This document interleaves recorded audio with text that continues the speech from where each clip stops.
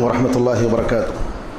بسم اللہ الرحمن الرحیم، الحمد للہ رب العالمین، والصلاة والسلام علی سید الانبیاء والمرسلین نبینا محمد وعلی آلہ وصحبہ اجمعین ومن تبعہم بإحسان الی یوم الدین۔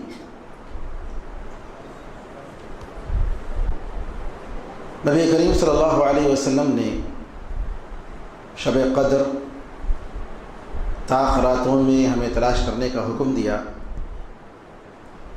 طاق رات جیسا کہ میں نے بتایا 21، 23، 25، 27 اور 29، اور ابو سعید خدری رضی اللہ تعالیٰ عنہ کے قول کے مطابق 22، 24، 26، 28 یہ راتیں جو ہے دوسری روایتوں سے ثابت ہے اور ان راتوں میں تلاش کرنے کا ہمیں حکم دیا گیا ہے۔ شب قدر کے بارے میں 40 پر 6 اقوال ہیں، لیکن اکثر علماء کا جو قول ہے وہ 27ویں رات ہے۔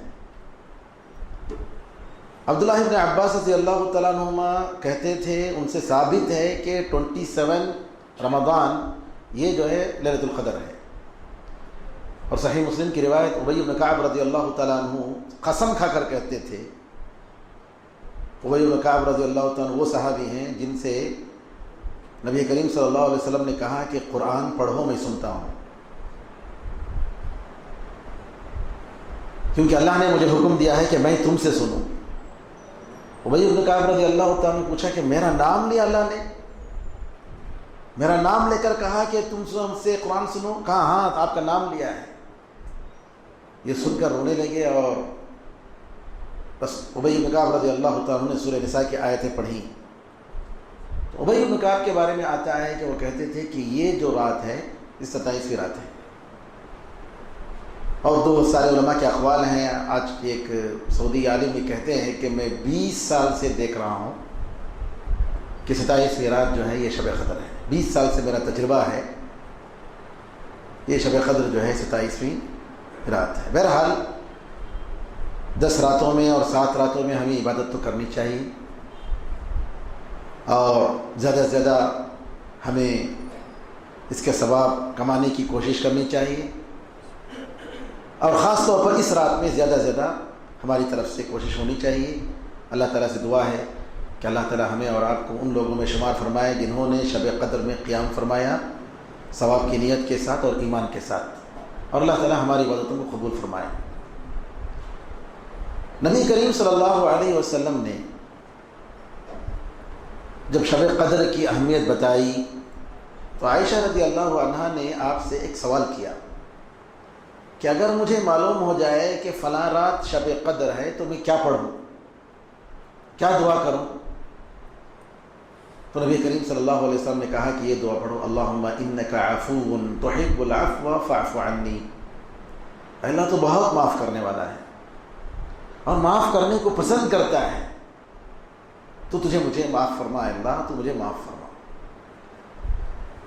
یہ دعا نبی کریم صلی اللہ علیہ وسلم اس رات جس کی اتنی بڑی فضیلت، جس رات میں پوری زندگی کا سال بھر کا، پوری دنیا والوں کا سال بھر کا بجٹ نکلتا ہے، تقدیر اللہ تعالیٰ دیتا ہے، آسمان کو چھوڑ کر فرشتے زمین پر اتر کر آتے ہیں، جبریل امین اتر کر آتے ہیں، اس رات میں نبی کریم صلی اللہ علیہ وسلم نے ہمیں اس دعا کا حکم دیا، اللہم انک عفو، اے اللہ تو بہت معاف کرنے والا ہے، تحب العفو، معاف کرنے کو پسند کرتا ہے، فاعف عنی، مجھے معاف کر دے۔ تو میرے بزرگوں، آج کا درس اسی ایک دعا کے بارے میں، معافی کے بارے میں، گناہ کے بارے میں ہمارا درس ہے، اور میں امید کرتا ہوں کہ اگر اس مسئلے کو ہم صحیح طریقے سے سمجھیں اور اپنی زندگی میں اس کو امپلیمنٹ کریں، استغفار، اللہ تعالیٰ سے معافی مانگنے کو، انشاءاللہ دنیا اور آخرت کی ساری بھلائیاں ہمیں مل جائیں گی، جنت ہمیں نصیب ہو جائے گی۔ پڑھنے والے نوجوان ہیں، کالجز میں، اسکولوں میں پڑھائی کی پریشانی ہے، استغفار کرو، اللہ تعالیٰ سے معافی مانگو۔ بڑے اچھے نمبرات سے پاس ہونا چاہتے ہیں، استغفار کرو۔ شادی کا مسئلہ ہے، گھر میں لڑکیاں شادی کے بغیر بیٹھی ہیں، مسائل ہیں، استغفار کرو، اللہ سے معافی مانگو، استغفار، کثرت سے استغفار، بار بار استغفر اللہ استغفر اللہ استغفر اللہ، اے اللہ مجھے معاف کر دے، اے اللہ مجھے معاف کر دے، اے اللہ مجھے معاف کر دے، کثرت سے۔ حسن رضی اللہ تعالیٰ کہتے ہیں کہ اپنے گھروں میں، مارکیٹ میں، دسترخوان میں، بستر میں، چلتے ہوئے راستے میں، ہر جگہ تم استغفار کیا کرو۔ اس کا کیا نتیجہ ہوگا کہ اللہ تعالیٰ ہماری مرادوں کو پوری کرے گا، ہماری ضرورتیں پوری کرے گا۔ اس کے لیے ہمیں یہ معلوم کرنے کی ضرورت ہے کہ گناہ، انسان کی غلطی، یہ ساری چیزیں ہیں، گناہ کی وجہ سے پورا انسان جو ہے پوری نعمت سے محروم ہو جاتا ہے۔ نعمت سے اگر محروم کرنے والی کوئی چیز ہے تو گناہ ہے۔ جو بیماریاں آتی ہیں ہمیں، جو مصیبتیں آتی ہیں ہمیں، جو دکھ اور تکلیف ہوتی ہے، گھروں میں جو جھگڑے اور فسادات ہوتے ہیں، جی، میاں بیوی کے مسائل، بچوں کے ماں باپ کے مسائل، ساس بہو کے مسائل، جی، کمپنی کے مسائل، ہماری بزنس کے مسائل، سارے مسائل استغفار میں پوشیدہ ہیں۔ استغفار اگر آپ کریں گے کثرت سے، سارے مسائل آپ کے حل ہو جائیں گے انشاءاللہ۔ اور گناہ، قرآن میں اللہ نے فرمایا کُلًّا أَخَذْنَا بِذَنبِهِ، ہر ایک کو ہم نے ان کے گناہ کے بدلے میں پکڑا، ان کے گناہ کے پاداش میں۔ ذَلِكَ جَزَيْنَاهُمْ بِبَغْيِهِمْ وَإِنَّا لَصَادِقُونَ، یہ سب کچھ ہم نے جو سزا دی ان لوگوں کو ان کے ظلم کی وجہ سے، ان کے گناہ کی وجہ سے، اور ہم سچی بات کر رہے ہیں۔ اللہ کہہ رہا ہے سچی بات ہم کہہ رہے ہیں۔ کس کی وجہ سے؟ ان کے گناہ کی وجہ سے، ان کے ظلم کی وجہ سے۔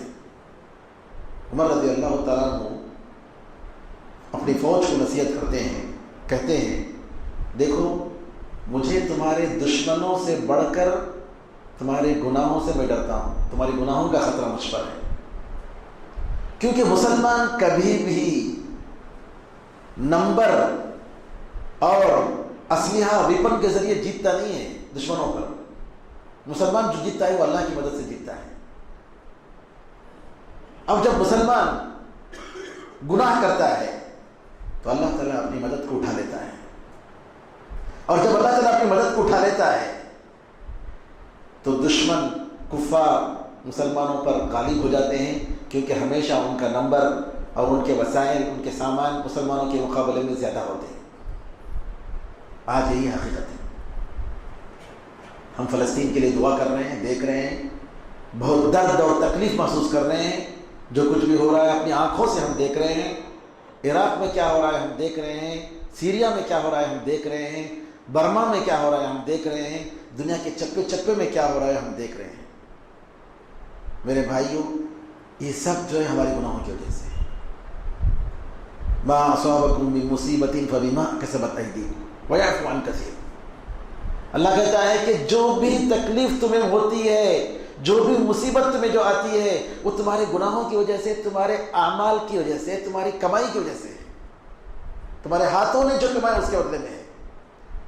اور یہ بھی سن لو، بہت سارے گناہوں کو اللہ معاف کر دیتا ہے۔ قرآن میں اللہ کہتا ہے وَيَعْفُو عَنْ كَثِيرٍ، بہت گناہوں کو معاف کر دیتا ہے۔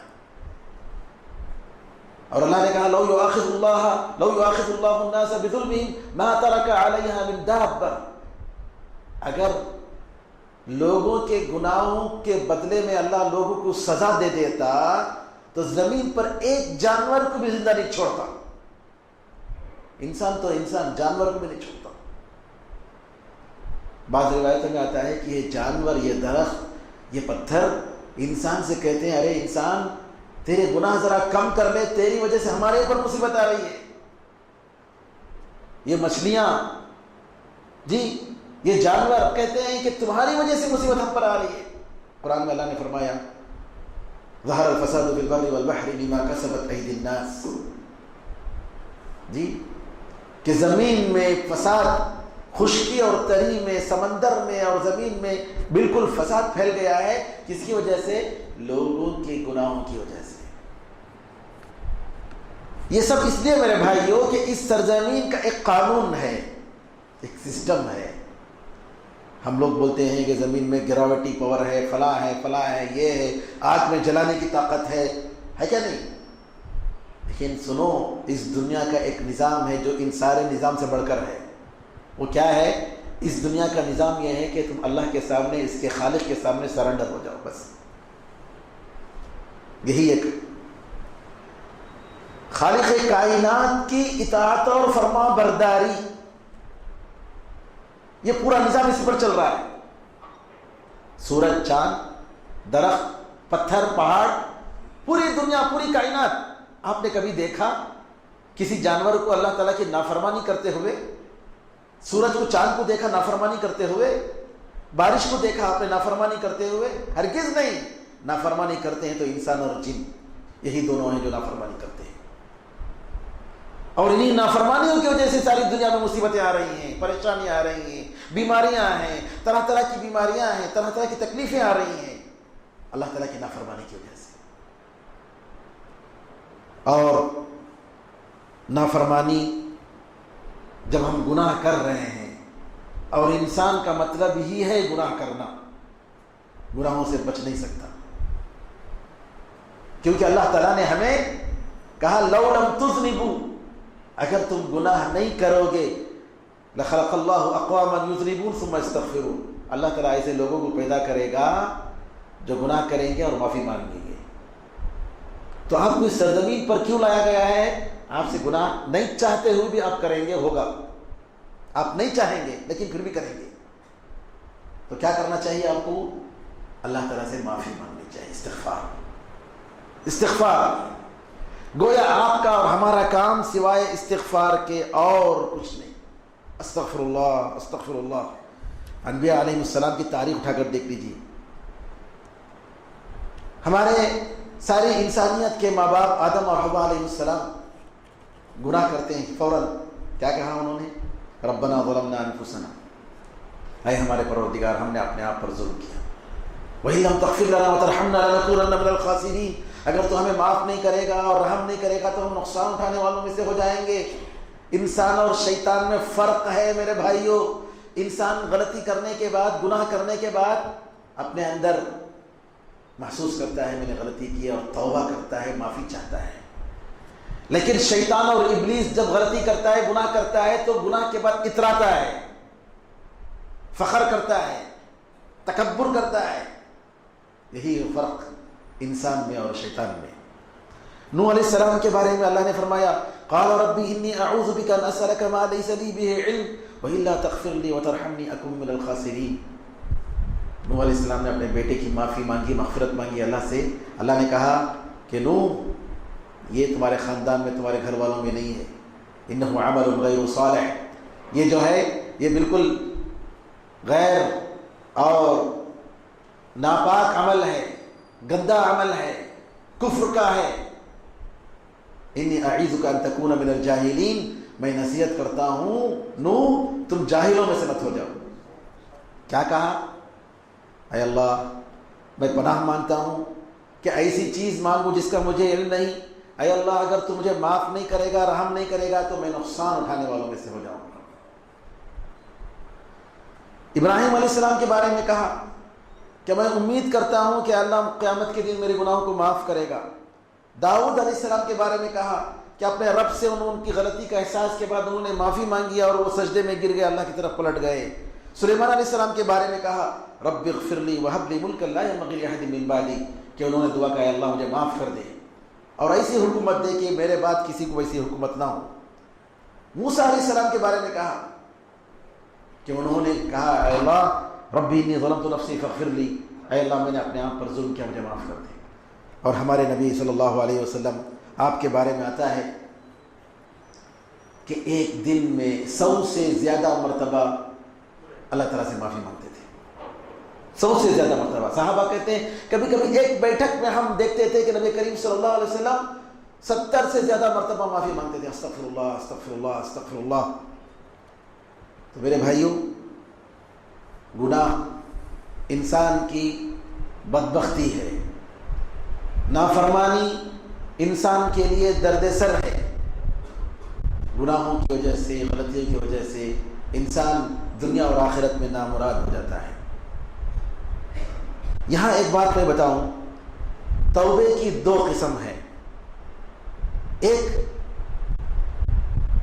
کہ آپ کوئی خاص غلطی کیے ہوئے ہیں، اس غلطی سے آپ معافی مانگ رہے ہیں، اور یاد رکھیے ہماری کوئی نہ کوئی ایسی ضرور غلطی ہے جس کی وجہ سے ہم کسی نعمت سے محروم ہو جاتے ہیں۔ اگر آپ بار بار اللہ تعالیٰ کی طرف سے پلٹنے کے باوجود کوئی آپ کی مراد پوری نہیں ہو رہی ہے، آپ کی دعا قبول نہیں ہو رہی ہے، تو سمجھ لیجئے کہ آپ نے کوئی غلطی کی ہے جس کی وجہ سے آپ کی دعا قبول نہیں ہو رہی ہے۔ اس سے معافی مانگیے، اس غلطی سے معافی مانگیے، ٹارگٹ کر کے اللہ مجھے اس سے وہ غلطی ہو گئی، میں نے وہ گناہ کیا، ٹارگٹ کے ساتھ۔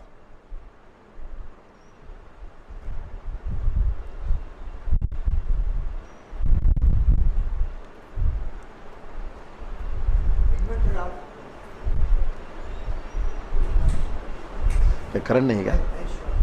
ہاں،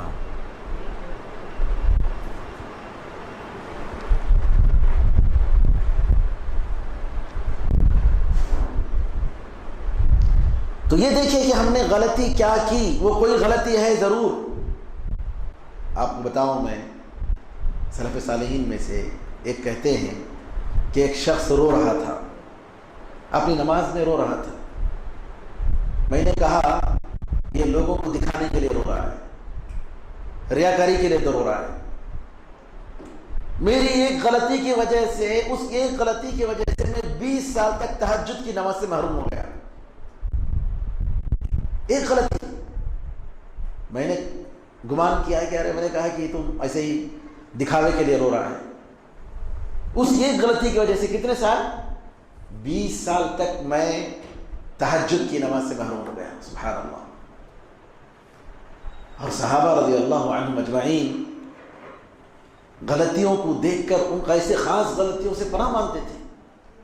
عمر فاروق رضی اللہ تعالیٰ عنہ، آپ کے بارے میں جانتے ہیں کتنے بڑے جلیل القدر صحابی، نبی کریم صلی اللہ علیہ وسلم کے دوسرے وزیر ابو بکر رضی اللہ تعالیٰ کے بعد، جی نبی کریم صلی اللہ علیہ وسلم آپ کے بارے میں کہتے ہیں کہ آپ ایک راستے سے آتے ہیں تو شیطان دیکھ کر دوسرا راستہ پکڑتا ہے۔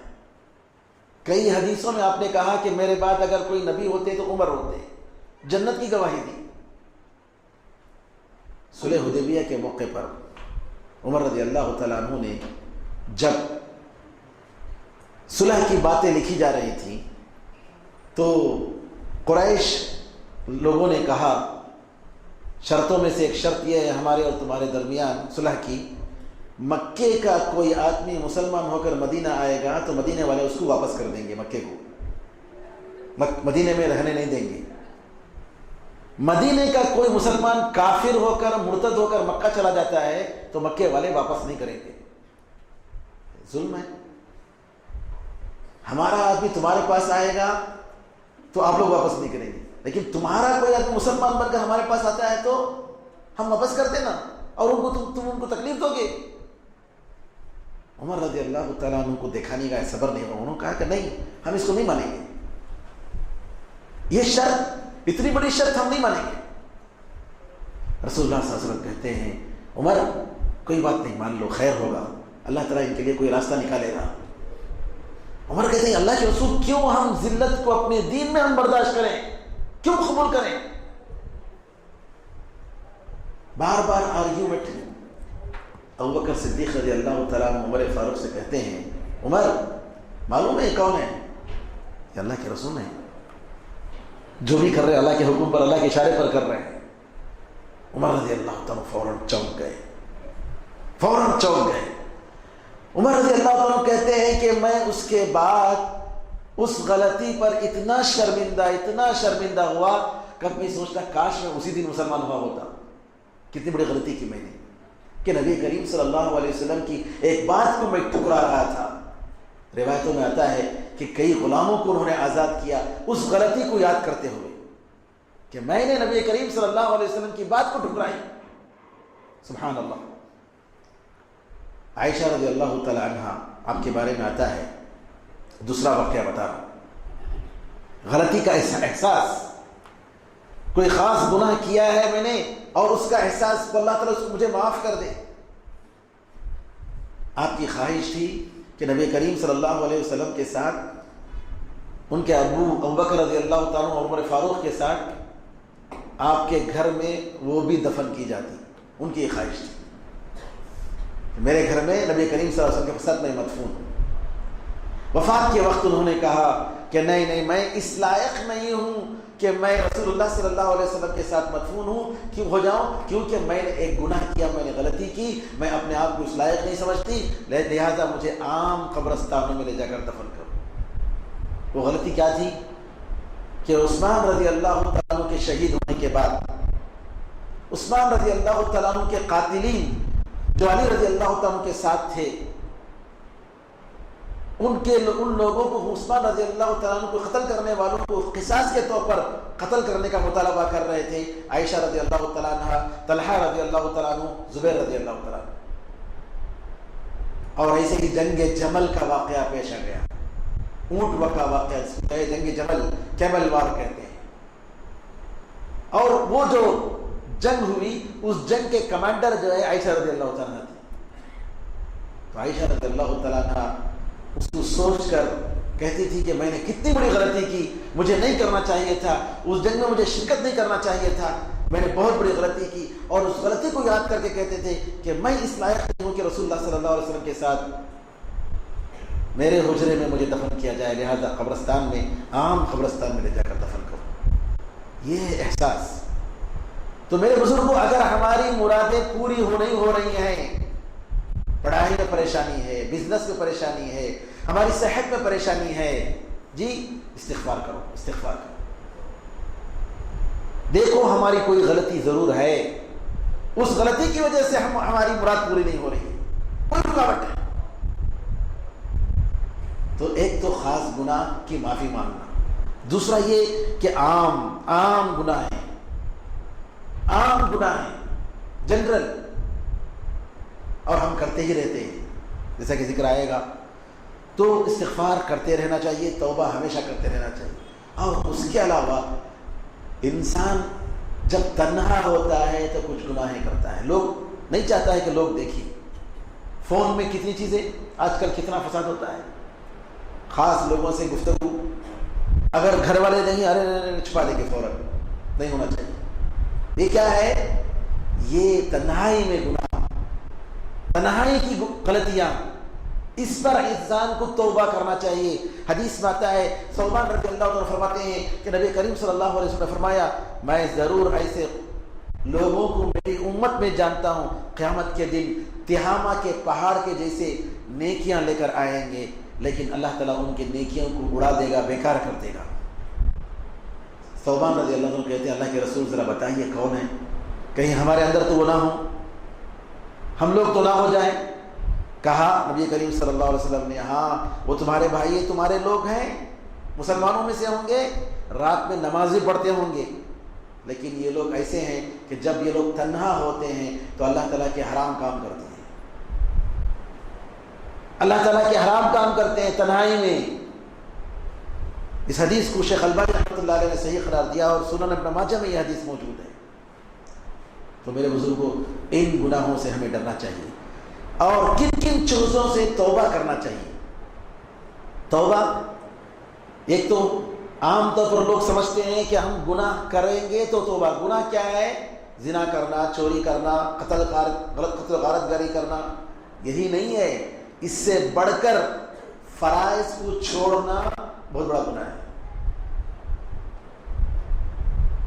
ابن تیمیہ رحمۃ اللہ علیہ کہتے ہیں کہ سوسائٹی میں چور, ڈاکو اور زانی کم ہوتے ہیں, شراب پینے والے کم ہوتے ہیں, لیکن فرائض ادا نہ کرنے والے زیادہ ہوتے ہیں. حقیقت ہے. کتنے لوگ ہیں ہمارے معاشرے میں جو 5 وقتہ نماز پابندی کے ساتھ پڑھتے ہیں, جن سے فجر کی نماز جماعت سے یا کم از کم وقت سے چھوٹتی نہیں. وہ زیادہ مشکل ہے. شراب چھوڑ دینا آسان ہے، زنا نہیں کرنا آسان ہے، قتل و غارت نہ کرنا آسان ہے، چوری نہ کرنا آسان ہے. یہ تو وہ کرتے ہیں جن کی پوری فطرت ہی بدل گئی ہے. لیکن نماز کی پابندی، روزوں کی پابندی، اللہ تعالیٰ کے فرائض کی پابندی، یہ بہت مشکل کام ہے. تو ہم لوگ جو تقصیر کرتے ہیں، ہماری طرف سے جو فرائض کی ادائیگی میں جو کمیاں ہیں، اس پر ہمیں اللہ تعالیٰ سے توبہ کرنا چاہیے. اور کون دعویٰ کر سکتا ہے کہ ہماری سارے اعمال بالکل پرفیکٹ ہیں؟ کون کہہ سکتا ہے؟ ہماری نمازیں پرفیکٹ ہے، کون کہہ سکتا ہے؟ ہمارے روزے صحیح طریقے سے ادا ہوئے، کون کہہ سکتا ہے؟ ہمارے زکوٰۃ اور ہمارے حج اچھے طریقے صحیح طریقے سے ادا ہو رہے، کون دعویٰ کر سکتا ہے؟ کوئی دعویٰ نہیں کر سکتا. اسی لیے حدیث میں آتا ہے کہ تم میں سے کوئی اپنے عمل کی وجہ سے جنت میں نہیں جا سکتا، اپنے عمل کی وجہ سے جنت میں جا نہیں سکتا. صحابہ نے پوچھا اللہ کے رسول آپ بھی اپنے عمل کی وجہ سے جنت میں نہیں جا سکتے؟ کہا کہ نہیں، میں بھی نہیں جا سکتا، اللہ ہے کہ اللہ تعالیٰ اپنے رحمت سے مجھے نہ ڈھانک لے تب تک میں جنت میں جا نہیں سکتا، اپنے عمل سے میں جنت میں جا نہیں سکتا. سبحان اللہ. ہمارا عمل کیا ہے میرے بھائیوں؟ ہماری نماز کیا ہے؟ ابن قیم رحمۃ اللہ علیہ کہتے ہیں آدمی کو اس کی نماز میں اتنا ہی ثواب ملے گا جتنا وہ دھیان اللہ تعالیٰ پر دیتا ہے. نماز میں جتنا وہ اللہ کو یاد کرتا ہے اتنی ہی نماز اللہ تعالیٰ کے دربار میں قبول ہوگی، باقی بیکار ہے. استغفر اللہ. اب ذرا بتائیے، یعنی پوری نماز ہم 10-15 منٹ کے لیے نماز پڑھ رہے ہیں تو ہماری پوری توجہ، ہمارا پورا اٹینشن اللہ کے لیے. ہم یہ ہوتا ہے ہمارے سے لوگوں سے، یا نماز میں کھڑے ہوتے ہیں تو یہ یاد، فلاں یاد، یہ کرنا ہے، وہ کرنا ہے، شیطان وسوسے ڈالتا ہے اور ہماری نماز کو خراب کرنے کی فکر کرتا ہے. یہی تو ہے. اسی لیے نبی کریم صلی اللہ علیہ وسلم فرض نماز کے بعد سلام پھیرتے ہی سب سے پہلے کیا کرتے تھے؟ استغفر اللہ، استغفر اللہ، استغفر اللہ. اے اللہ میں معافی چاہتا ہوں، اے اللہ میں معافی چاہتا ہوں. ارے نماز پڑھ کر معافی چاہ رہے ہیں، کوئی گناہ تو نہیں کیا. کس کی معافی؟ کہ نماز جیسی ادا ہونی چاہیے ویسے نہیں ہوئی. یہ کون؟ اللہ کے رسول صلی اللہ علیہ وسلم. اور یہی نہیں، حج میں بھی اللہ نے کہا ثم افیضوا من حیث افاض الناس واستغفر اللہ. پھر جو لوگ جہاں سے نکلے ہیں وہاں سے نکلو اور اللہ تعالیٰ سے معافی چاہو. حج ختم کرتے ہوئے بھی اللہ نے کہا اللہ سے معافی چاہو. کیوں؟ انسان جو ہے پرفیکٹ نہیں ہو سکتا. اور حدیث میں آیا ہے کہ دیکھو بالکل پرفیکٹ 100% نہیں ہو سکتا. سجدوا وقاربوا، لیکن کوشش کرو، سدھرنے کی کوشش کرو، قریب ہو جاؤ، اللہ کے قریب ہو جاؤ. جنت کا راستہ علیکم بشیء من الدلجہ، رات میں اندھیرے میں تھوڑے وقت کے لیے نماز پڑھو. یہ نہیں ہو سکتا کہ ایک انسان جو جسم اور جان سے بنا ہے، مٹی سے اور اللہ کی روح سے بنا ہے، یہ نہیں ہو سکتا ہے کہ پورا فرشتہ بن جائے. نہیں ہو سکتا. دنیا کی چیز رہے گی، خواہشات رہے گی، لیکن ان ساری چیزوں کو دھونے والی چیز کیا ہے؟ اللہ تعالیٰ سے معافی مانگنا، استغفار. تو میرے بزرگوں، توبہ ہمیں کس سے کرنا ہے؟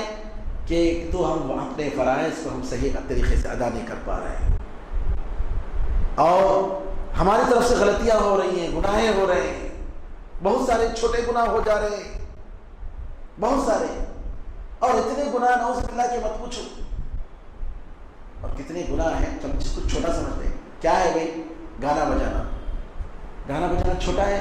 علماء نے کہا کبیرہ گناہ ہے، کیونکہ قیامت کے دن جو ہے جی شیشے کو پگھلا کر جو ہے کان میں ڈالا جائے گا. اور کبیرہ گناہ اس کو کہتے ہیں جس کے بارے میں شریعت نے دنیا میں یا آخرت میں کوئی عذاب کا ذکر کیا ہے یا دوزخ کا ذکر کیا ہے، تو اس کو کبیرہ گناہ کہتے ہیں. ایسا گناہ جس کو دنیا میں کوئی سزا ہو، چور کا ہاتھ کاٹا جائے گا، کبیرہ گناہ، بڑا گناہ ہے، میجر سن. چغلی کھانے سے قبر میں عذاب ہوگا، کبیرہ گناہ، اس کو میجر سن کہتے ہیں. لیکن آدمی جب چھوٹے گناہ کو کرتے رہتا ہے تو اس کا کرتے رہنا ایک کنٹینیویشن اس کو بڑا گناہ بنا دیتا ہے، کیونکہ توبہ نہیں کر رہا ہے، کیونکہ وہ توبہ نہیں کر رہا ہے. تو لہٰذا ایک تو یہ کہ ہم اپنے گناہوں سے معافی مانگیں، اور دوسرا یہ کہ اپنے فرائض کو صحیح طریقے سے ہم ادا نہیں کر رہے ہیں اس سے ہم اللہ تعالیٰ سے معافی مانگیں، اور اپنی نیکیوں سے بھی جیسا کہ میں نے کہا توبہ استغفار کریں، کیونکہ اس میں بہت ساری ہماری طرف سے غلطی ہوئی ہیں۔ اور ایک بات یاد رکھیں میرے بھائیوں کہ اپنے عمل سے کبھی خوش نہیں ہونا۔ مومن اپنے عمل سے کبھی راضی نہیں ہوتا ہے، کیا کیا جی، کچھ بھی نہیں کیا، میں اللہ کا کیا فرض میں بالکل ہی ادا نہیں کیا، کچھ بھی ادا نہیں کیا، کچھ میں نے کیا، یہ تصور ہونا چاہیے، مومن اپنے بارے میں یہ خیال رکھنا چاہیے۔ حدیث میں آتا ہے نبی کریم صلی اللہ علیہ وسلم نے فرمایا کہ اگر کسی انسان کو اس کی زندگی سے لے کر، پیدا ہونے سے لے کر اس کے مرتے دم تک اللہ تعالیٰ کے واسطے اگر اس کے چہرے کے بل زمین میں اس کو گھسیٹا جائے اور اسی حالت میں اس کی موت آ جائے، پوری زندگی پیدائش سے لے کر مرتے دم تک چہرے کے بل لوگ اس کو گھسیٹیں اور اسی حالت میں اس کی موت آ جائے، تب بھی اس عمل کو قیامت کے دن بہت معمولی سمجھے گا، کچھ نہیں کیا میں نے، کچھ نہیں کیا میں نے۔ یہ ہے میرے بھائیوں، ایک مومن کو کبھی بھی اپنے عمل پر یہ نہیں سمجھنا چاہیے کہ میں نے 27 کی رات میں پوری رات جاگ لیا، اتنا نماز پڑھا میں، اتنی بار قرآن ختم کر دیا میں رمضان میں، ماشاءاللہ یہ رمضان میرا جو ہے بہت، نہیں، کیا غلطی کی ہے وہ دیکھو، کیسی غلطی، کتنی غلطی کی ہے ہم وہ دیکھو، ہماری طرف سے کتنی گناہیں سرزدی ہوئی وہ دیکھو۔ کبھی اپنے عمل پر خوش نہیں ہونا چاہیے، کبھی اپنی نیکیوں پر خوش نہیں ہونا چاہیے، ہمیں یہی سوچنا چاہیے کہ ہم نے اللہ کا حق ادا نہیں کیا اور یہی حق ہے۔ قالت الاعراب آمنا قل لم تؤمنوا ولكن قولوا اسلمنا ولما يدخل الايمان في قلوبكم يمنون عليك ان اسلموا قل لا تمنوا علي اسلامكم بل الله يمن عليكم ان هداكم للايمان ان كنتم صادقين۔ یہ بدو لوگ اے محمد صلی اللہ علیہ وسلم آپ پر احسان جتلا رہے ہیں کہ یہ لوگ مسلمان ہو گئے، آپ کہہ دیجئے کہ لا تمنوا علی اسلامکم، تمہارے اسلام لا کر تم مسلمان ہو گئے بول کر ہمارے اوپر احسان مت جتلاؤ، بلکہ اللہ تعالیٰ تم پر احسان جتلاتا ہے کہ تمہیں ہدایت، ایمان کی ہدایت دی، ایمان کی توفیق دی،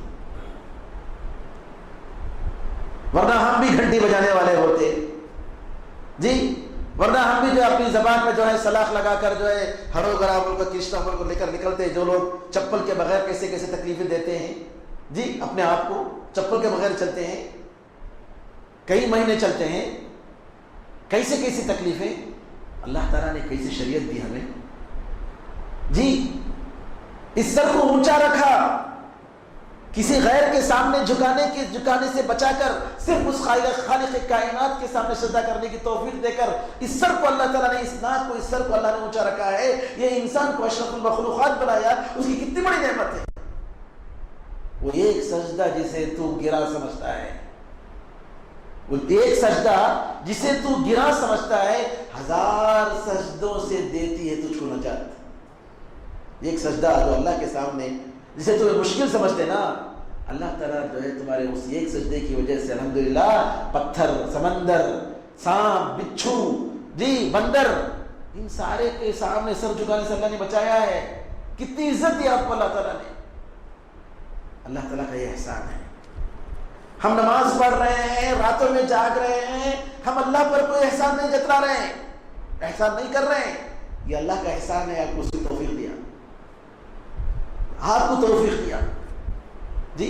کتنے لوگ ہیں، جاؤ ٹیلر، ان لوگوں کو موقع ملتا ہے راتوں میں نماز پڑھنے کے، رمضان میں ان کو تو پیسہ کمانے کی چکر ہوتی ہے، رات بھر ان لوگوں کو لے کے لوگ مانگیں گے، بس اسی بزنس پہ رہتے ہیں وہ لوگ۔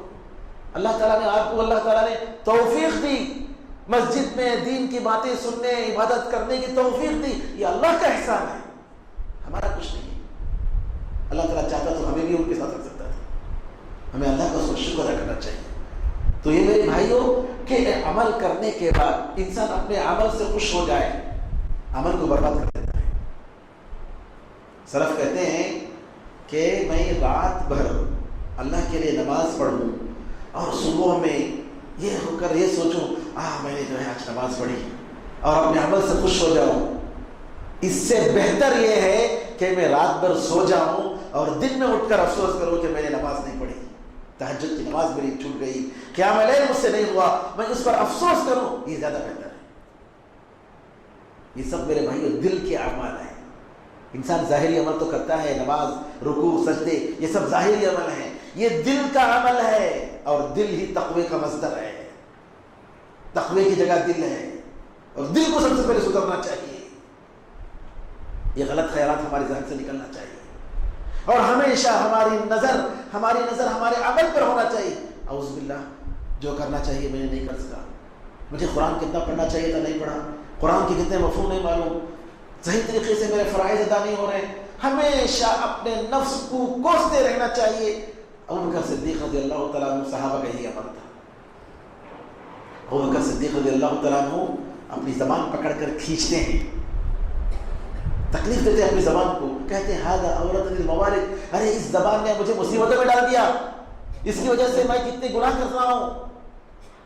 عائشہ رضی اللہ تعالیٰ کہتے تھے کاش میں کوئی پرندہ ہوتی، کاش میں یہ درخت کا پتا ہوتی، میں انسان نہ ہوتی، اللہ کے سامنے میں کیا جواب دوں گی، اللہ کے سامنے میں حساب کتاب کیا دے پاؤں گی۔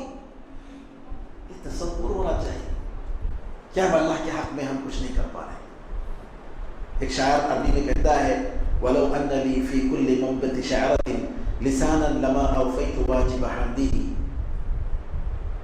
بدن میں میرے جتنے بال ہیں، بال کی جگہ میرے زبان ہوتے اتنے، تب بھی میں اللہ تعالیٰ کی جو واجبی تعریف ہے، اللہ تعالیٰ کا جو واجبی شکر ہے وہ ادا نہیں کر سکتا۔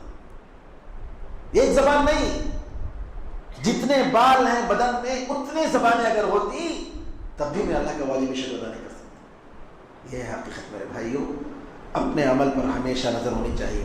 توبہ کے کچھ شروط ہیں، اور ایک چیز توبہ، تیسری چیز گناہوں، ایک تو گناہوں سے، ایک نیکیاں چھوڑنے پر، نیکیوں کی تقصیر پر، فرائض کے چھوڑنے پر، ایک اور توبہ اس سے بھی ہونا چاہیے کہ بعض چیزیں جس کو ہم نیکیاں سمجھ رہے ہیں جبکہ وہ نیکیاں نہیں ہیں، اللہ کی نظر میں وہ گناہیں ہیں، اس سے بھی ہمیں توبہ کرنا چاہیے۔ کتنے لوگ ہیں جو آج قبر پرست ہیں اور ان کی قبر کی پرستش کو یہ سمجھتے ہیں کہ یہی توحید ہے، اور یہ لوگ جو ان کے ساتھ نہیں ان کو کہتے ہیں وہابی ہیں، بددین ہیں، کافر ہیں، ان کے پیچھے نماز نہیں ہوتی۔ جی آپ جس کو توحید سمجھ رہے ہیں قرآن اس کو شرک کہہ رہا ہے، آپ جس کو سنت کہتے ہیں قرآن و حدیث اس کو بدعت کہہ رہی ہے۔ جی تو یہاں دیکھیے قرآن میں سورہ کہف میں اللہ نے بتایا قُلْ هَلْ نُنَبِّئُکُم بِالْأَخْسَرِينَ أَعْمَالًا، عمل میں سب سے زیادہ نقصان اٹھانے والے کون ہیں بتاؤ میں؟ اللہ تعالیٰ کہتا ہے الَّذِينَ ضَلَّ سَعْيُهُمْ فِي الْحَيَاةِ الدُّنْيَا وَهُمْ يَحْسَبُونَ أَنَّهُمْ يُحْسِنُونَ صُنْعًا، جن کی محنتیں دنیا میں بیکار ہو گئی، وہ کیا سمجھ رہے تھے؟ بہت اچھا کام سمجھ رہے تھے۔ عاملۃ ناصبہ تصلیٰ نارا حامیہ، بہت کام کرنے والے، عمل کرنے والے بہت۔ اب دیکھیں گے کتنے ہندو لوگ ہیں سنیاسی بن جاتے ہیں، دنیا چھوڑ دیتے ہیں، کس کے لیے؟ خدا کو خوش کرنے کے لیے۔ عیسائی کئی گزرے ہیں جو ایک پیر پر انہوں نے کہا کہ میں اللہ کی عبادت کروں گا، ایک پر کھڑے ہو کر اپنی طرف سے انہوں نے بنا لیا۔ کسی نے کہا کہ میں کھڑا رہوں گا اور سوؤں گا نہیں، سب ایسے ہی کیا ان لوگوں نے۔ قرآن میں اللہ نے بتایا وَرَهْبَانِيَّةً ابْتَدَعُوهَا مَا كَتَبْنَا عَلَيْهِمْ إِلَّا ابْتِغَاءَ رِضْوَانِ اللَّهِ، ان کرسچنوں نے دنیا کو چھوڑنے کا سسٹم انہوں نے پیدا کیا۔ نن ہے نا، نن دیکھتے نا، شادی نہیں کرتے، وہ اپنے خدا کو خوش کرنے کے لیے کیا انہوں نے۔ اللہ نے کہا کہ ان لوگوں نے اللہ کو خوش کرنے کے لیے کیا، حالانکہ ہم نے ان پر فرض نہیں کیا تھا۔ تو یہ کیا ہے؟ حق کو باطل سمجھ جانا اور باطل کو حق سمجھنا۔ ہمارے لوگوں میں، مسلمانوں میں کتنے ایسے مسلمان ہیں جو نبی کریم صلی اللہ علیہ وسلم کی سنت کو قرآن سے ٹکراتے ہیں اور یہ سمجھتے ہیں کہ یہ حدیث قرآن سے ٹکراتی ہے لہذا حدیث کو ریجیکٹ کرو، حدیث کو نہیں مانتے۔ یہ کیا ہے؟ ضلالت اور گمراہی ہے، یہ گناہ ہے، یہ گناہ ہے، بہت بڑا گناہ ہے، معمولی گناہ نہیں ہے۔ کیوں؟ شریعت کی بعض چیزوں کو آپ ٹھکرا رہے ہیں، انکار کر رہے ہیں۔ جو لوگ یہ کہتے ہیں کہ زکوٰۃ ایک مرتبہ دینے کے بعد پیسے میں، کرنسی میں، سونا اور چاندی میں دوسرے سال دوبارہ دینے کی ضرورت نہیں، گمراہی ہے، ضلالت ہے، شریعت کے بالکل برخلاف ہے، جبکہ وہ لوگ اس کو اچھا سمجھ رہے ہیں۔ جو لوگ یہ کہتے ہیں کہ جادو کی کوئی حقیقت نہیں، جادو سے کچھ نہیں ہوتا، آج کی اس رمضان میں کچھ لوگوں نے 10 دن مسلسل اسی پر لیکچر دیا ٹی وی میں، اور نبی کریم صلی اللہ علیہ وسلم کی صحیح بخاری اور مسلم کی حدیث کو جھٹلانے کی کوشش کی۔ یہ کیا ہے؟ یہی گمراہی ہے کہ نیکی کو برائی سمجھنا اور برائی کو نیکی سمجھنا۔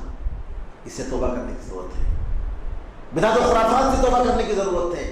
سنت اور سلف صالحین کا، صحابہ، تابعین، تبع تابعین اور ائمہ کرام کا طریقہ ہی برحق ہے۔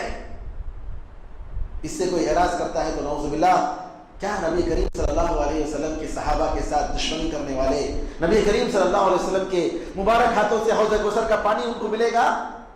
جو لوگ یہ کہتے ہیں کہ ابو بکر و عمر، عثمان و علی اور یہ صحابہ نے دین کو نہیں سمجھا صحیح طریقے سے اور ہم نے دین کو سمجھا صحیح طریقے سے، نعوذ باللہ، گمراہی ہے۔ اگر آپ سچے معنی میں مسلمان بننا چاہتے ہیں، قرآن اور حدیث کے سامنے اپنے آپ کو سرنڈر کیجیے۔ صحیح دین، صحیح حدیث ثابت ہو گئی، آپ کو کوئی حق نہیں پہنچتا کہ یہ کہیں کہ مجھے سمجھ میں نہیں آتا ہے۔ آپ کو عمل کرنا ہے، چاہے اس کی حکمت سمجھ میں آئے نہ آئے۔ انما قول المؤمنین اذا دعوا الى اللہ ورسولہ، کہ جو ہے سمعنا یقولوا سمعنا واطعنا، مومنین کا کیا فرض ہے؟ جب اللہ اور اس کے رسول صلی اللہ علیہ وسلم دعوت دی جائے تو کہیں ہم نے سن لیا اور ہم بات مانتے ہیں۔ تو میرے بھائیوں، یہ کچھ اشارہ تھا کہ آج جو بدعات و خرافات، غلط نظریات ہیں، اس سے نجات پانے کے لیے آپ قرآن اور حدیث، صحابہ، تابعین، تبع تابعین کے طریقے کو اپنائیے، انشاءاللہ آپ کو نجات ملے گی۔ ذرا بھی ہٹ گئے گمراہی میں، نعوذ باللہ۔ اسی لیے اللہ تعالیٰ نے ہمیں حکم دیا ہر رکعت میں سیدھا راستہ بنائیں، اہدنا الصراط المستقیم، اہدنا الصراط المستقیم۔ علماء نے کہا کھانے پینے سے بڑھ کر اس کی ضرورت ہے۔ جتنے مسائل میں اختلاف ہوا ہے اس میں حق چاہیے، اہدنا، اے اللہ سیدھا راستہ دکھاتے، اے اللہ سیدھا راستہ دکھاتے۔ توبہ کی کچھ شروط ہیں، آپ سنے ہوں گے، مختصر طور پر بتاتا ہوں میں۔ اخلاص کے ساتھ توبہ ہونا چاہیے، گناہ کرنے کے بعد اس پر شرمندگی ہو، افسوس ہو، عزم ہو کہ دوبارہ ایسا گناہ نہیں کریں گے، اور توبہ کا وقت ہے کہ سکرات سے پہلے توبہ کرے، سورج کے مغرب سے نکلنے سے پہلے توبہ کرے، اور 5ویں شرط ہے کہ کسی انسان پر اگر کوئی ظلم کیا ہے تو اس سے ہم معافی مانگے، اس کا حق ہم ادا کر دیں۔ توبے کی بہت ساری فضیلتیں ہیں میرے بھائیوں۔ سب سے پہلی فضیلت استغفار کی یہ ہے کہ توبے کی وجہ سے اللہ تعالیٰ کی محبت آپ کو ملتی ہے۔ اللہ تعالیٰ قرآن میں کہتا ہے ان اللہ یحب التوابین ویحب المتطہرین، بے شک اللہ تعالیٰ توبہ کرنے والوں کو اور پاک صاف رہنے والوں کو پسند کرتا ہے۔ علی طنطاوی رحمۃ اللہ علیہ سیریا کے شام کے ایک بہت بڑے عالم گزرے ہیں، وہ کہتے ہیں، اپنے آپ سے وہ ایک بار سوال کرتے ہیں، کیا اللہ مجھ سے محبت کرتا ہے؟ کیا اللہ تعالیٰ مجھ سے پسند کرتا ہے، مجھے پسند کرتا ہے، مجھ سے خوش ہے؟ اپنے آپ میں یہ سوال کرتے ہیں۔ پھر اس کے بعد کہتے ہیں کہ قرآن کریم میں اللہ تعالیٰ نے محبت کے کن سے محبت کرتا ہے ان کا ذکر کیا، تو میں نے سوچا کہ اپنے آپ کو دیکھوں کہ میں ان لوگوں میں سے کچھ ہوں کیا۔ دیکھا تو پڑھا تو دیکھا کہ اللہ تعالیٰ کہتا ہے اللہ تعالیٰ متقیوں سے محبت کرتا ہے، پرہیزگاروں سے محبت کرتا ہے۔ کہا کہ میرے اندر اتنی ہمت نہیں کہ میں اپنے آپ کو متقیوں میں شمار کروں، نیک لوگوں میں شمار کروں، پرہیزگاروں میں شمار کروں، میرا اتنا عمل نہیں ہے۔ پھر دیکھا اللہ تعالیٰ صبر کرنے والوں سے محبت کرتا ہے۔ تو میں جانتا ہوں میرے بارے میں کتنا صبر ہے، میں کیسا ہوں، کتنا جو ہے کتنی جلد بازی ہے، میں جانتا ہوں۔ پھر دیکھا اللہ تعالیٰ نے جو ہے کہا ہے کہ جہاد کرنے والوں سے اللہ محبت کرتا ہے اللہ کے راستے میں، اور مجھے معلوم ہے کہ میں کتنا سست ہوں اور کتنی جو ہے میرے اندر ہمت نہیں ہے۔ پھر دیکھا اللہ تعالیٰ کہتا ہے کہ اچھا عمل کرنے والوں سے محبت کرتا ہے، مجھے معلوم ہے کہ جو ہے میرا عمل کتنا اچھا ہے، کوئی خاص نہیں، میں بھی اس لسٹ میں نہیں آ سکتا۔ پھر کہتے ہیں میں جب دیکھتا گیا مجھے ڈر ہو گیا کہ کوئی صفت میرے اندر نہ ہو اور کہیں اللہ تعالیٰ جو ہے میرا شمار ان لوگوں میں نہ کر دے جن سے اللہ تعالیٰ عداوت رکھتا ہے، بغض رکھتا ہے۔ میں نے چھوڑ دیا کہ مزید میں تلاش نہیں کروں گا، کیونکہ یہ ساری صفتیں میرے اندر نہیں۔ پھر ذکر ان کا گزر ہوا کہ اللہ تعالیٰ توبہ کرنے والوں سے محبت کرتا ہے، معافی مانگنے والوں سے محبت کرتا ہے۔ چونک اٹھے، کہا ارے یہ تو میں کر سکتا ہوں، فوراً کہنے لگے استغفر اللہ واتوب الیہ، استغفر اللہ واتوب الیہ، اے اللہ میں معافی چاہتا ہوں، میں توبہ کرتا ہوں، اے اللہ میں معافی چاہتا ہوں، میں توبہ کرتا ہوں، اے اللہ میں معافی چاہتا ہوں، میں توبہ کرتا ہوں۔ اللہ کم از کم میں اس میں تو آ جاؤں، توبہ کرنے والوں میں تو کم از کم میں آ جاؤں تاکہ اللہ کی محبت ہمیں نصیب ہو جائے۔ تو لہٰذا میرے بھائیوں، توبے کی وجہ سے اللہ تعالیٰ کی محبت نصیب ہوتی ہے۔ توبہ ہمارے گناہوں کو نیکیوں میں بدل دیتا ہے۔ ہم نے جو گناہ کیا توبے کی وجہ سے وہ نیکیاں بن جاتی ہیں، توبے کی وجہ سے جنت نصیب ہوتی ہے، توبے کی وجہ سے دنیا اور آخرت کے سارے مسائل حل ہوتے ہیں۔ استغفار اور توبے میں فرق کیا ہے؟ استغفار جب استغفر اللہ کہتے ہیں تو آپ نے جو گناہ کیا اس کی معافی مانگتے ہیں، لیکن توبے کا مطلب یہ ہے کہ آپ دوبارہ وہ غلطی نہیں کریں گے، دوبارہ اس کی طرف پلٹ کر نہیں جائیں گے۔ اور ایک بات یاد رکھیے، بندہ دو چیزوں میں گزرتا ہے، ایک تو اللہ کی نعمت اس کی پر آ رہی ہے، دوسرا یہ گناہ کر رہا ہے۔ تو اللہ کی نعمت کے لیے الحمدللہ کہنا چاہیے ہمیشہ، اور گناہ کے لیے اللہ تعالیٰ سے معافی مانگنا چاہیے۔ ہمیشہ اللہ تعالیٰ سے معافی مانگتا رہے۔ سلف صالحین کے کچھ اقوال ہیں، ذرا غور سے سنیے، کتنے اہم ہے کہ ایک آدمی جو ہے استغفار کرنا اور معافی مانگنا۔ ابو معاویہ اسود ایک بہت بڑے عالم تھے، ایک آدمی نے ان کو گالی دیا، فوراً انہوں نے کہا ارے تم نے مجھے یاد دلا دیا استغفار کا، مجھے تم نے جو گالی دی وہ کس وجہ سے؟ میرے کسی گناہ کی وجہ سے، میری کسی غلطی کی وجہ سے اللہ نے میرے اوپر تمہیں مسلط کیا۔ فوراً استغفر اللہ پڑھنا شروع کیا۔ ربیع بن خیثم کہتے ہیں جسم کی بیماری گناہ ہے، اس کی دوا استغفار ہے، اور پورے طریقے سے شفایاب ہونا چاہتے ہیں گناہ مت کرو۔ حسن بصری رحمۃ اللہ علیہ کے پاس ایک شخص نے کہا کہ بڑی قحط سالی ہے، کہا استغفر اللہ پڑھو۔ دوسرے نے کہا کہ فاقہ کشی ہے، جی کمائی میں برکت نہیں ہے، محتاج ہیں، کہا استغفار پڑھو۔ تیسرے نے کہا بچے نہیں ہیں، کہا استغفر اللہ پڑھو، استغفار کرو۔ چوتھے نے کہا کہ باغ میں پانی نہیں ہے، کہا استغفار کرو۔ ہمیشہ بندے، علماء کہتے ہیں کہ بندے کے دو سانس ہونی چاہیے، ایک سانس میں اللہ کی تعریف اور دوسری سانس میں استغفر اللہ تعالیٰ سے معافی مانگنا۔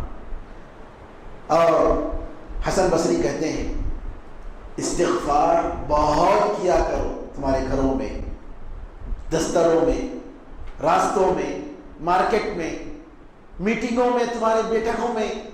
کیوں؟ کیونکہ معلوم نہیں اللہ تعالیٰ کی مغفرت کا نزول کب ہو جائے، کب آپ کا ایک استغفر اللہ کو پسند آ جائے اور اللہ تعالیٰ آپ کو معاف کر دے۔ کیونکہ اللہ تعالیٰ معاف اگر کر دے گا تو سارے گناہ معاف، جنت کے مستحق ہو گئے۔ تو لہٰذا ہر جگہ ہمیشہ استغفار کرو۔ بکر بن عبداللہ مزنی فرماتے ہیں تم لوگ بہت گناہ کرتے ہو، اس لیے بہت زیادہ استغفار کیا کرو، استغفر اللہ استغفر اللہ۔ کیونکہ اگر بندہ اس کے نام اعمال میں، اس کے ریکارڈ میں قیامت کے دن گناہوں کے دو لائن کے بیچ میں ایک چھوٹا بیچ میں جو ہے استغفر اللہ کا لائن اگر پائے گا تو انشاءاللہ قیامت کے دن خوش ہوگا۔ گناہ تو ہے، گناہ کی دو لائن، بیچ میں ایک لائن استغفار بھی آ رہا ہے، جی اللہ نے جو بھی آپ کر رہے ہو ریکارڈ تو ہو رہا ہے اس کا، تو کیا ہوگا کہ یہ دیکھ کر ہم خوش ہوں گے۔ لہذا کثرت سے تم استغفار کیا کرو۔ ابو ہریرہ رضی اللہ تعالیٰ عنہ کے بارے میں آتا ہے کہ جس کو 6 چیزیں نصیب ہوئی اللہ نے دیا، اللہ تعالیٰ اس کو اور 6 چیزیں دے گا، 6 چیزوں سے محروم نہیں کرے گا۔ نمبر 1، جس کو اللہ تعالیٰ کا شکر ادا کرنے کی عادت ہے، اللہ تعالیٰ جس کو شکر کرنے کی توفیق دیتا ہے تو اللہ تعالیٰ اس کو اس کی نعمت میں برکت اور بھی دیتا ہے، کیونکہ قرآن والا نے کہا لئن شکرتم لأزیدنکم، اگر آپ شکر کریں گے تو ہم اور بڑھ کر دیں گے۔ جس کو صبر کی توفیق اللہ نے دی، مصیبتوں کے موقع پر، پریشانیوں کے موقع پر، اللہ تعالیٰ اس کو ضرور ثواب بھی دے گا، کیونکہ اللہ تعالیٰ فرماتا ہے انما یوفی الصابرون اجرهم بغیر حساب، صبر کرنے والوں کا ثواب جو ہے فل بالکل بھر کر بغیر حساب کتاب کے اللہ تعالیٰ دیتا ہے، کمپلیٹ دیتا ہے۔ جس کو اللہ تعالیٰ توبہ کرنے کی توفیق دیتا ہے تو اللہ تعالیٰ اس کو قبول بھی کرتا ہے، کیونکہ اللہ تعالیٰ فرماتا ہے هو الذی یقبل التوبۃ عن عبادہ، وہی اللہ ہے جو اپنے بندوں سے توبے کو قبول کرتا ہے۔ جس کو اللہ تعالیٰ استغفار کی توفیق دیتا ہے اللہ تعالیٰ اس کو معافی اور مغفرت سے محروم نہیں کرتا، ضرور اللہ تعالیٰ اس کو معاف کرتا ہے، کیونکہ اللہ نے قرآن میں فرمایا فَقُلْتُ اسْتَغْفِرُوا رَبَّكُمْ إِنَّهُ كَانَ غَفَّارًا، کہ میں نے نوح علیہ السلام نے کہا ہماری قوم سے کہ اللہ سے معافی مانگو، وہ معاف کرنے والا ہے۔ پانچویں چیز، جس کو اللہ تعالیٰ دعا کرنے کی توفیق دیتا ہے ضرور اللہ تعالیٰ اس کی دعا کو قبول بھی کرتا ہے، قبولیت سے وہ محروم نہیں ہوتا، کیونکہ اللہ نے قرآن میں فرمایا وَقَالَ رَبُّكُمُ ادْعُونِي أَسْتَجِبْ لَكُمْ، تمہارے پروردگار نے کہا کہ مجھ سے مانگو میں تمہاری دعاؤں کو سنتا ہوں۔ چھٹی چیز، جو اللہ کے راستے میں خرچ کرتا ہے، غریبوں کو خرچ کرتا ہے، سخاوت کرتا ہے، وہ شخص اس کے مال میں اللہ برکت سے محروم نہیں کرتا ہے، کیونکہ اللہ فرماتا ہے وَمَا أَنفَقْتُم مِّن شَيْءٍ فَهُوَ يُخْلِفُهُ، تم جو بھی اللہ کے راستے میں خرچ کرو گے تو اللہ تعالیٰ اس کو اور بھی دینے والا ہے، اس میں اور برکت دینے والا ہے۔ لقمان حکیم جن کے نام سے سورہ ہے، ان کے بارے میں آتا ہے کہ انہوں نے اپنے بیٹے کو نصیحت کرتے ہوئے کہا اے میرے بیٹے، اپنی زبان میں استغفر اللہ اللہم اغفر لی کی عادت ڈالو، بار بار کہو، کیونکہ اللہ تعالیٰ کے کچھ ایسے اوقات ہوتے ہیں کہ مانگنے والے کو اللہ تعالیٰ ریجیکٹ نہیں کرتا ہے، واپس نہیں کرتا ہے، ضرور اس کی دعا کو قبول کرتا ہے۔ نبی کریم صلی اللہ علیہ وسلم فرماتے ہیں کہ دلوں پر زنگ لگتا ہے گناہوں کی وجہ سے، جیسے لوہے پر زنگ لگتا ہے، اور اس زنگ کو دور کرنے کا طریقہ کیا ہے؟ اللہ تعالیٰ سے معافی مانگنا ہے۔ علی بن ابی طالب رضی اللہ عنہ فرماتے ہیں کہ مجھے تعجب ہے جو لوگ برباد ہو جاتے ہیں، جو مصیبتوں میں پڑتے ہیں، کیسے وہ لوگ مصیبتوں میں پڑتے ہیں جبکہ ان کی نجات ان کے ساتھ ہے۔ کہا نجات کیا ہے؟ استغفار، جتنی مرتبہ وہ استغفار کریں گے اتنا ہی اللہ تعالیٰ جو ہے ان کو معاف کرے گا۔ غلطی سے توبہ کرتے ہوئے، استغفار کرتے ہوئے ایک بات یہ ضروری ہے میرے بھائیوں کہ صرف زبان پر استغفر اللہ نہیں، بلکہ ساتھ ساتھ دل بھی ساتھ دینا چاہیے، اخلاص کے ساتھ ہونا چاہیے کہ واقعی آپ اللہ تعالیٰ سے گناہوں کی معافی مانگ رہے ہیں، واقعی آپ چاہ رہے ہیں کہ آپ کی زندگی سنور جائے، سدھر جائے اور سیدھے راستے پر ہو جائے۔ استغفار کے بہت سارے واقعات ہیں میرے بھائیوں۔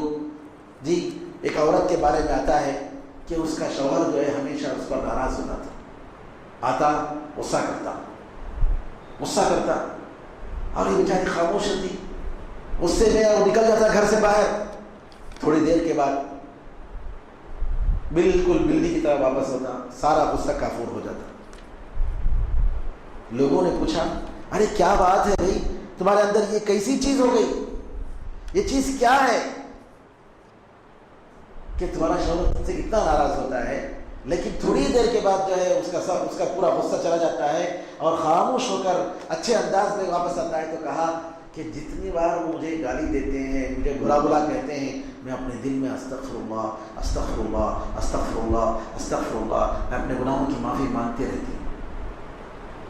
جی، ایک اور واقعہ ہے، یہ سچا واقعہ ہے کہ ایک نیک خاندان تھا، اس کے شوہر کو جیل میں ڈالا گیا، اس کی بیچاری کی ایک لڑکی تھی، وہ خاتون بڑی نیک خاتون تھی، وہ لڑکی بیمار ہو جاتی ہے اور اس کے پاس پیسے بھی نہیں علاج کرنے کے لیے، اور وہ بیچاری جب بیمار ہو جاتی ہے اس کی بیٹی استغفار پڑھتی رہتی ہے، استغفر اللہ استغفر اللہ استغفر اللہ، اور اپنی بیٹی کے بارے میں اس کو یہ ہو جاتا ہے کہ اب لگ رہا ہے کہ یہ زندگی اس کی ختم ہو گئی، مایوس ہو جاتی ہے۔ رات کے 2 بجے تقریباً دروازہ کوئی کھٹکھٹاتا ہے، دروازہ کھولتے تو کہتا ہے کہ میں ڈاکٹر ہوں، تمہاری بیٹی کہاں ہے؟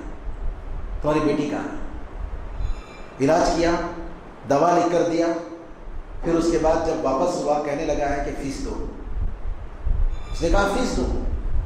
اس نے کہا کہ میں غریب ہوں، میں نے نہیں بلایا۔ کہا کہ ارے تم نے رات میں مجھے پریشان کیا اور بلایا، اور میں جب تم آیا ہوں اور جب تمہارے بیٹی کا علاج کیا ہوں تو فیس نہیں دے رہی ہو، کیسے لوگ ہو تم؟ وہ بیچاری رونے لگی اور اپنا پورا واقعہ بتانے لگی۔ پھر اس نے کہا کہ یہ فون نمبر کس کا ہے؟ کہا کہ یہ نمبر ہمارا نہیں، پڑوسی کا نمبر ہے۔ یہ ہمارا نمبر نہیں ہے، پڑوسی کا نمبر ہے۔ تو ڈاکٹر نے پھر جب تفصیلات سنی، رویا اور خود جا کر دوا لایا، علاج کیا، سب کچھ، اور کہا جب تک میں زندہ ہوں اور تمہارا شوہر جب تک واپس نہیں آ جاتا ہے اس وقت تک ماہانہ میری طرف سے تمہارے کھانے پینے کا انتظام ہے۔ یہ کس کی وجہ سے؟ استغفار کی وجہ سے۔ مالک بن دینار بہت بڑے نیک آدمی گزرے ہیں، بڑے عالم گزرے ہیں۔ ان کے بارے میں آتا ہے کہ ایک مرتبہ وہ نماز میں تھے، چور آیا۔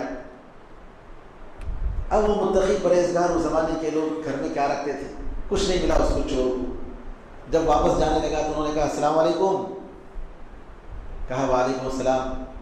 مالک بن دینار نے کہا ما حصل لكم شيء من الدنيا فترغبوا في شيء من الآخرة۔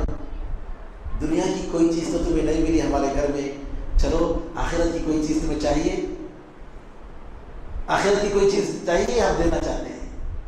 کہا چلو دیکھو یہاں وضو کا پانی ہے، وضو کرو اور جو ہے 2 رکعت نماز پڑھو اور اللہ تعالیٰ سے استغفر اللہ بیٹھو، استغفر اللہ بولتے رہو۔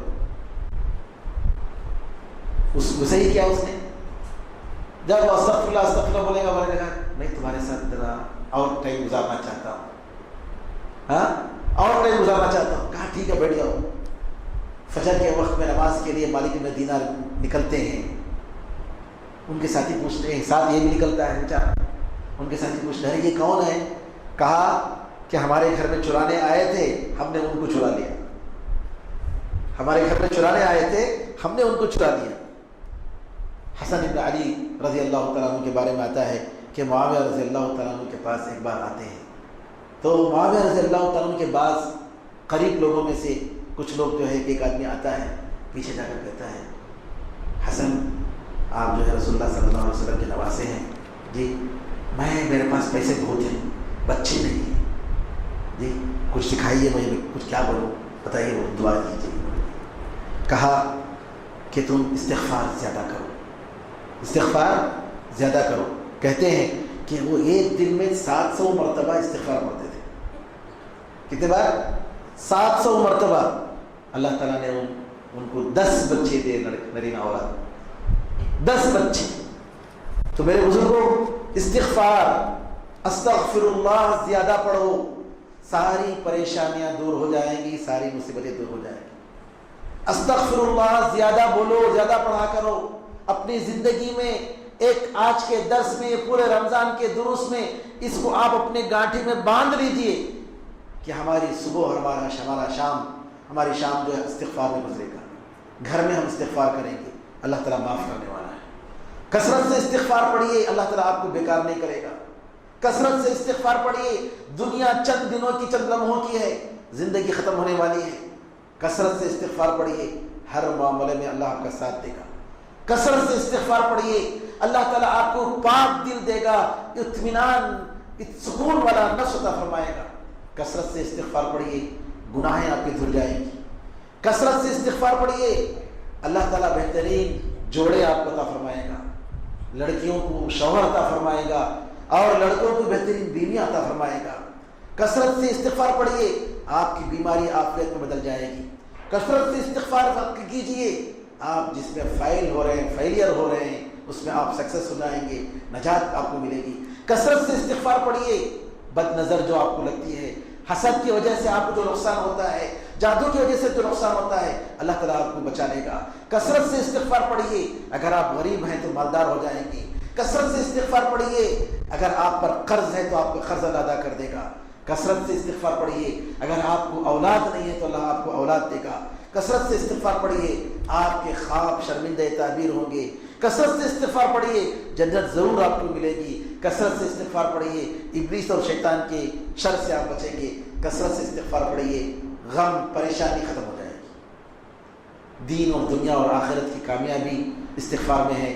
استغفر اللہ استغفر اللہ استغفر اللہ استغفر اللہ، یہ اپنی عادت ڈالیے. اللہ تعالیٰ سے دعا ہے کہ اللہ تعالیٰ ان مبارک راتوں میں ہمیں معاف فرمائے. اپنے نیک بندوں میں، متقی اور پرہیزگار بندوں میں، محسنین میں، متوکلین میں، مجاہدین میں، صابرین میں اور توابین میں ہمیں اور آپ کو شمار فرمائے.